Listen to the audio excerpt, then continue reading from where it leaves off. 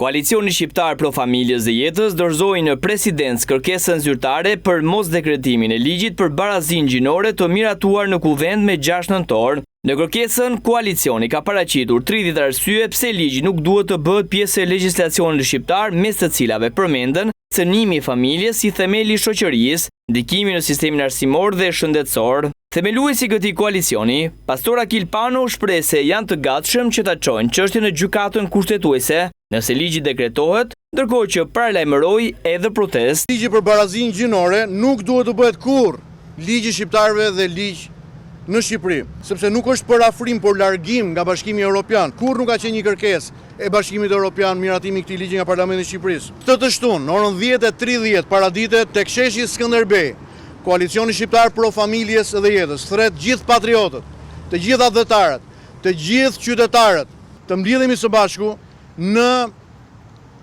protestën të titulluar Mos ma prek familjen. Qytetarët në mbështetje të kërkesës së koalicionit Pro Familjes dhe Jetës kërkojnë mosdekretimin e ligjit nga presidenti Bajram Begaj, pasi e konsiderojnë si një shkatrim për brezat e rinj. Atëherë ne kërkojmë anullimin e këtij ligji, duke qenë se ndërhyn në mënyrë direkte në gjinin se si natyra Zoti e ka përcaktuar. Ky projekt ligj tashmë që është bërë ligj sjell një ngatërim tek fëmijët, të cilët nëse ata edukohen keq, ata nuk do të bëjnë se ku çfarë janë.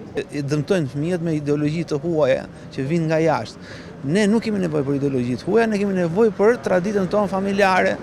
Prindi është nëna, babai, fëmia, familja tradicionale shqiptare. Ligji anti-natyrë, është anti-njeri, anti-grua, anti-fëmijë, anti-burr, anti-familje, anti-komb, çdo gjë është kundër çfarë do lloj principi bazë që ne kemi pasur dhe kemi në bazë të shoqërisë sonë. Prej muajsh ligji për barazinë gjinore është kundërshtuar edhe nga komunitetet ndërfetare dhe qytetarët. Ligji për barazinë gjinore sipas tyre rrezikon identitetin biologjik e natyror të njeriut,